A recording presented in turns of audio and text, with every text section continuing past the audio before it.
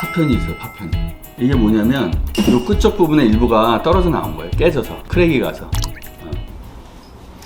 안녕하세요. 포인트 원 치과 원장 원규기입니다. 오늘은 얼마 전에 방문하신 한 환자의 이야기를 드리려고 합니다. 신사역에 꽤나 크고 멋진 대형 치과라면 대형 치과라고 할 수 있는, 이름 되면 누구나 알 수 있는 그런 치과에서 임플란트 시술을 꽤 오래전에 받으셨고 나사 풀림 때문에 여러 번 고생하시다가 결국은 임플란트가 탈이 나서 뽑고 다시 식립을 하셨는데, 그 임플란트도 또 머리 부분이 흔들려서 저희 치과를 내원하셨습니다. 이분은 직접 엑스레이랑 자료를 보면서 말씀을 드리는 게 이해가 더 빠를 것 같네요. 네, 그러면 환자의 케이스를 보도록 하겠습니다. 환자분의 CC는 오른쪽 아래 임플란트 한 개 부러진 것 같아요. 이전에 나사가 부러져서 나사만 교체하고, 세 번째는 나사 제거가 안 돼서 박혀서 픽처 안에 여기 임플란트 픽처가 있고요. 위에 이제 어버트먼트라는 거를 체결을 하고 나사를 이렇게 이런 걸로 이렇게 돌려서 체결합니다. 한 다음에 본을 떠서 이렇게 크라운을 이렇게 씌우는 겁니다. 우리 옛날 분들은 아실 텐데 작두 이렇게 돼 있어서 이렇게 여기에 손잡이가 있어서 이렇게 자르는데 여기가 축이에요. 축 가까이에 있는다 놓고 자르면 굉장히 쉽게 잘라요. 여기에 힘이 그만큼 굉장히 세다는 얘기입니다. 이쪽 안쪽이 바깥쪽에 여기 끝에 두고 자르려 그러면 굉장히 힘을 많이 줘야 돼요. 힘이 약하다는 얘기예요. 그래서 이쪽에 힘이 많이 가기 때문에 더군다나 이제 유해한 그런 힘을 유발하는 습관들, 예를 들면 이갈이, 아니면 이를 꽉 무는 거, 부정교, 이런 분들은 이 끝쪽에 힘이 많이 가게 되면 나사 풀림이 다른 정상분들에 비해서 엄청 많이 일어납니다. 근데 한번 풀리면 또 풀립니다. 거의 대부분. 나사를 바꿔서 새 거를 해도 풀리는 경향이 높아요. 근데 풀리면 다행인데 안에서 나사가 두동강이 나는 경우가 있어요.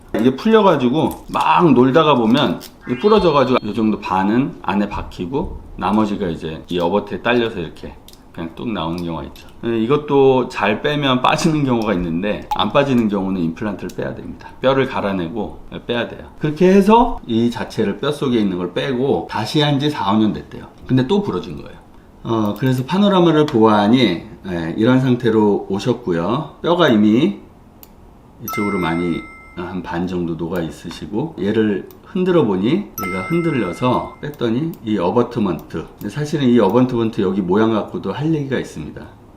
사실은 이것 때문에 영향을 미칠 가능성도 얘가 기여도도 꽤 있습니다. 근데 이거 외에 나사가 안에 박혀 있어서 또 나사를 빼려고 초음파 기기로 이렇게 자극을 주다 보니 이게 부러져서 나왔어요. 여기 뭐가 있죠? 조각이, 파편이 있어요. 파편이.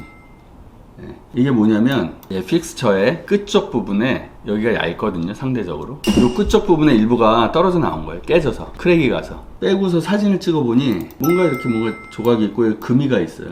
약간 여기 금이 보이고 여기 금이 이렇게 보이고. 결론부터 말씀드리면 임플란트의 직경이 작아요. 제가 볼 때는 4mm 정도의 임플란트를 심으셨는데, 이분 뼈도 굉장히 넓으시거든요. 이 넓은 뼈에 왜 4mm 밖에 안 심었을까 참 의아한데, 그거는 저도 잘 모르겠습니다. 왜 4mm? 저는 기준이 5mm입니다. 정 너무 얇아. 그리고 나이가 드시고 뼈가 없어서 뼈 이식할 좀 환자의 상황이나 건강이나 아니면 위가 틀리거나 그러면 힘을 덜 받기 때문에 조금 4.5나 4mm까지도 틀린 경우에는 심을 수도 있죠. 근데 자연치고 이런데 아래 어금니, 더군다나 이 첫 번째 어금니는 가장 많은 일을 하고 씹어먹는데 중요한 많이 역할을 하는 치아이기 때문에 힘을 그만큼 많이 받죠. 그리고 이분 보시면 지금 여기 막 움푹 패이고 치아가 평평해요. 이갈이를 많이 한다는 얘기입니다. 교합이 안 좋든. 이렇게 이갈이를 아까 말씀드렸지만 많이 하시는 분들은 그만큼 뒤트는 힘이 많고, 이렇게 하나짜리 임플란트는 나사 풀림이나 이런 것들이 작죠. 그런데 임플란트까지 얇아봐요. 그 힘을 얘가 견디지를 못한 거죠. 나사 풀림을 여러 번 있고 다시 심으셨다는데, 두 번째는 좀 더 두꺼운 걸 심으셔도 됐지 않을까 라는 생각이 들고요. 나사가 박혀있는 점. 다시 이제 식립을 이렇게 했습니다.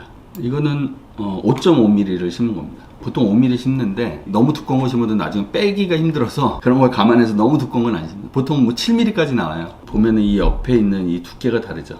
이분은 또 한 게 뭐냐면, 이제 뼈가 이렇게 움푹 이제 녹았었거든요. 그래서 나중에 이제 프로파일이나 이런 거를 위해서 뼈 이식을 좀 위에 했습니다. 원래는 이렇게 녹아 있던 거죠. 이렇게 뼈가 이렇게 뼈이식을 해서 뼈가 잘 되기를 기다리고 있습니다. 4mm 임플란트를 하면 더 저렴해요?